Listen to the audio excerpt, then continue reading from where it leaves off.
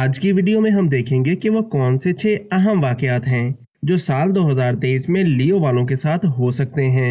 ये अहम वाकयात पॉजिटिव हैं या नेगेटिव, और ये वाकयात कौन सी डेट और मंथ में होने जा रहे हैं, जानेंगे आज की वीडियो में। तो चलिए बिना वक्त ज़ाया किए शुरू करते हैं। पहली बड़ी प्रेडिक्शन ये है कि सैटर्न 17 जनवरी को आपके 7th हाउस में ट्रांजिट करेगा, तो आपकी डेली इनकम बढ़ जाएगी। कोई पार्टनरशिप करना चाहते हैं या पहले से कोई पार्टनरशिप चल रही है तो इसमें आपको फायदा मिलेगा। इसके अलावा वो लोग जो बिजनेस करना चाहते हैं इनके लिए भी 17 जनवरी के बाद का टाइम बहुत अच्छा रहेगा और माली फायदे मिलेंगे।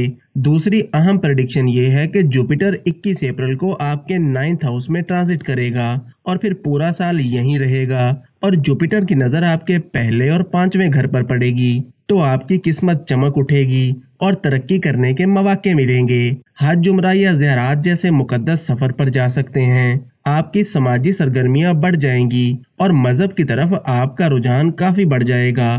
तीसरी बड़ी प्रेडिक्शन ये है कि सैटर्न जब 17 जनवरी को आपके 7th हाउस में आएगा तो वो लियो मर्दो खवातीन जो शादी ना होने की वजह से परेशान थे और रिश्ता तय नहीं हो पा रहा था या रुकावटें आ रही थीं, तो 17 जनवरी के बाद आपका रिश्ता तय हो सकता है और शादी होने के चांसेस भी काफी ज्यादा रहेंगे। और वो लोग जिनकी शादीशुदा जिंदगी में परेशानियां चल रही थीं, तो 17 जनवरी के बाद इनकी शादीशुदा जिंदगी में बेहतरी आना शुरू हो जाएगी। चौथी अहम प्रेडिक्शन ये है कि 17 जनवरी से लेकर 15 फरवरी तक सन आपके 6ठे घर में ट्रांजिट कर रहा होगा, तो इस एक महीने में आपको अपनी सेहत का खास ख्याल रखना होगा।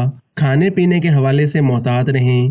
मैदा, आंखों में जलन और माइग्रेन जैसे मसाइल हो सकते हैं। इसके अलावा इस एक महीने में कोई भी बड़ी इन्वेस्टमेंट करने से गुरेज करें। पांचवी बड़ी प्रेडिक्शन ये है कि जुपिटर 21 अप्रैल के बाद आपके 9th हाउस में होगा और इसकी नज़र आपके पहले, तीसरे और 5वें घर पर पड़ेगी, तो वो लियो मर्दो खवातीन जो फैमिली प्लानिंग कर रहे हैं या औलाद के हसूल के लिए कोशिश कर रहे हैं, तो 21 अप्रैल के बाद का टाइम इनके लिए बहुत अच्छा दिखाई देता है। इसके अलावा वो लोग जिनके पहले से बच्चे हैं, इनके बच्चों को कोई बड़ी अचीवमेंट मिल सकती है या कोई बड़ी कामयाबी मिल सकती है। आखिरी अहम प्रेडिक्शन ये है कि राहु 30 अक्टूबर को आपके 8th हाउस में ट्रांजिट करेगा, और जब राहु आपके 8th हाउस में आएगा तो केतु आपके 2nd हाउस में आएगा, तो 30 अक्टूबर के बाद आपको कोई बड़ी इन्वेस्टमेंट नहीं करनी और रुपए पैसे के लेन देन में काफी मोहतात रहना है। इसके अलावा ऐसे लोग जो कोई मशीनरी वगैरह चलाते हैं, तो 30 अक्टूबर के बाद आपको थोड़ा मोहतात रहने की जरूरत होगी,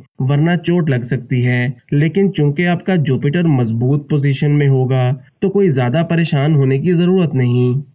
आप अगर अपने हाथों की लाइंस हमें चेक करवाना चाहते हैं या अपना जायचा बनवाना चाहते हैं या किसी भी मसले का हल जानना चाहते हैं तो स्क्रीन पर दिए गए नंबर पर राब्ता कर सकते हैं। तो दोस्तों, ये थी हमारी आज की वीडियो। उम्मीद है कि आपको वीडियो ज़रूर पसंद आई होगी। वीडियो को लाइक और चैनल को सब्सक्राइब ज़रूर करें, और अगर आपका कोई सवाल है तो आप कमेंट्स में पूछ सकते हैं। इसके अलावा आप हमें हमारे फेसबुक, ट्विटर और इंस्टाग्राम पर भी फॉलो कर सकते हैं।